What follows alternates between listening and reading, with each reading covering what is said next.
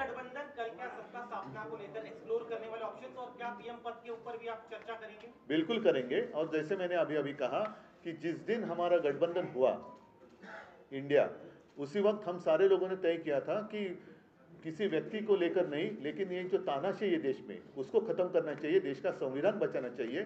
फिर चाहे सब मिलकर प्रधानमंत्री का उम्मीदवार हम तय कर सकते हैं, और मुझे लगता है कि कल वो हो जाएगा। नंबर्स की आंकड़े जो काफी कम है, ऐसे में क्या टीडीपी जेडीयू अन्य दल है उन्हें जो भी लोग इनसे त्रस्त है वो सारे लोग हमारे साथ आएंगे, सारे देशभक्त हमारे साथ आएंगे।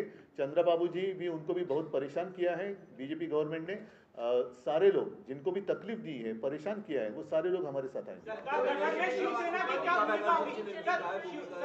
आता मी इथे बसून ममता बॅनर्जी सोबत आहेत आमच्या, ममता बॅनर्जी आमच्या सोबत आहेत, ममता बॅनर्जी पण सोबत आहेत। पण मी तुम्हाला सांगतो, ममता बॅनर्जींना सुद्धा खूप छळलेलं आहे। ह्या छळवणुकीपासून सगळे लोक आता कंटाळलेत आणि चिडलेत की एवढा तुम्ही त्रास कसा देऊ शकता।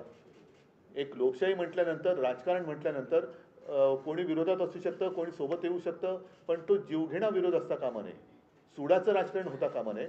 सुडाच्या राजकारणाला जे त्रासलेले आहेत सुडाच्या राजकारणाने, ते सगळे देशभक्त इंडिया आघाड़ी के। सरकार गठन में शिवसेना की क्या भूमिका होगी? आप लोग मैंने जो बात कही उसमें और अलग भूमिका बताने की क्या आवश्यकता है? आप खुद भी अन्य दलों से बातचीत जरूर करूंगा। मेरी और ममता दीदी की बात हुई है और सारे लोग साथ थे और साथ रहेंगे। एमवी महाराष्ट्र का रिजल्ट तो अच्छा ही है, लेकिन मुझे और कुछ सीटों की अपेक्षा थी, जरूर थी। 2-4 सीट्स, वैसे तो मुझे जितने हमने लड़ी थी 48, तो 48 के 48 हमें जीतना चाहिए था। उम्मीद तो वही थी, विश्वास भी था। ठीक है, कुछ जगह लग रहा है कि कुछ गड़बड़ हुई है क्या, ऐसी आशंका आ सकती है। अमोल कीर्तीकरांचा अजून पराभव जाहीर झालेला नाही, कारण तिकडे नक्की गडबड आहे।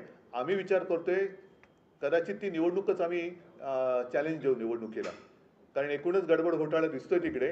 पहिल्यांदा ईव्हीएम मध्ये काय मतमोजणी झाली, मग पोस्टरमध्ये काय, तर आम्ही अजून तिकडे तो विषय सुरू आहे, पण बहुतेक आम्ही ती निवडणूक चॅलेंज करू। उद्धवजी समाधानी आहेत का ज्या प्रकारे महाराष्ट्रात जागा महाविकास? नाही, मला तर 48-48 पाहिजे होत्या, मला तर 48-48 पाहिजे होत्या। काही ठिकाणी ठाणे असेल किंवा कोकण असेल, ठाणे आणि कोकण, मला नाही वाटत कोकण हा शिवसेनेपासून माझ्यापासून कोणी तोडू शकतो। त्याच्यामुळे कोकणचा पराभव हा अनाकल्य आहे आणि नक्कीच क्लेशकारक आहे, पण कोकणी माणूस असा कधी दगा देऊ शकत नाही। मला नाही वाटत तिकडे लोकांनी शिवसेनेच्या विरोधात मतदान, काहीतरी असू शकेल गडबड, बघायला लागेल। एक अयोध्या में बीजेपी की हार हुई है, प्रधानमंत्री वहां गए थे, राम मंदिर का बड़ा प्रधानमंत्री जी जहां जहां गए, महाराष्ट्र में जहां जहां आए थे, वो सारी जगह हार गए। और इसलिए मैं मेरी पब्लिक मीटिंग में कह रहा था कि प्रधानमंत्री जी और आने चाहिए महाराष्ट्र में। उन्होंने हर एक जगह पर मीटिंग ली होती तो हमारे लिए काफी अच्छा काम, हमारा प्रचार वही कर रहे थे। मैं तो जितने सारे लोगों ने मुझ पर विश्वास दिखाया, उन सारे लोगों का दिल से धन्यवाद उनको देता हूं। और मैं तो कहता हूं कि अब तो लड़ाई की शुरुआत हुई है। आपने जैसे कहा कि पार्टी तोड़ी गई, छीनी गई, मेरा पार्टी सिंबल छीना गया। यहाँ तक कभी कहा जाता था कि मोदी जी का फोटो लगाकर हमने इलेक्शन जीती थी, उनको भी, मतलब मोदी जी को मेरे पिताजी का फोटो लगाकर इलेक्शन लड़ना पड़ा। और तो आप देखो, सारी बातें छीनने के बाद भी मैं तो खड़ा रहा, मेरा ऑपरेशन हुआ, सब कुछ हुआ, लेकिन मैं खड़ा रहा। इन लोगों ने मेरी आलोचना की, गाली गलौज की। मैंने कहा नहीं कि मैं तो रोज 5 किलो गालियां खाता हूं जी वगैरह, कुछ कहा नहीं। ना ही मैंने कहा कि मैं परमात्मा का अवतार हूं। मैं तो हूं कॉमन मैन हूं, बाला साहब का और माँ का बेटा हूं, और मैं तो लड़ा। जितने सारे लोग मेरे साथ खड़े रहे, उन सारे लोगों को धन्यवाद देता हूं। और उन्हीं का आशीर्वाद मेरी शक्ति है, उनका ही आशीर्वाद मेरी शक्ति है, और इस शक्ति को मैं कभी धोखा नहीं दूंगा। सर, धनुष्य बाण आपके साथ नहीं था? नहीं, सारी बातें उन्होंने छीनी थी, और क्या बाकी रखा था? एक सवाल ये है कि क्या अब मशाल के साथ ही आगे की राह ये करना है? देखो, मशाल ने आग तो लगा दी है, मशाल ने आग तो लगा दी है।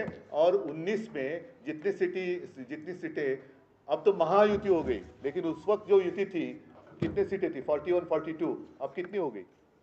तो ये तो अभी असली नकली का पता चलेगा। और मुझे तो नकली संतान कहते हैं, वो खुद को अपनी माँ को भी मानने के लिए तैयार नहीं। अब तो कहते हैं कि परमात्मा ने भेजा है, मतलब नकली संतान है कौन?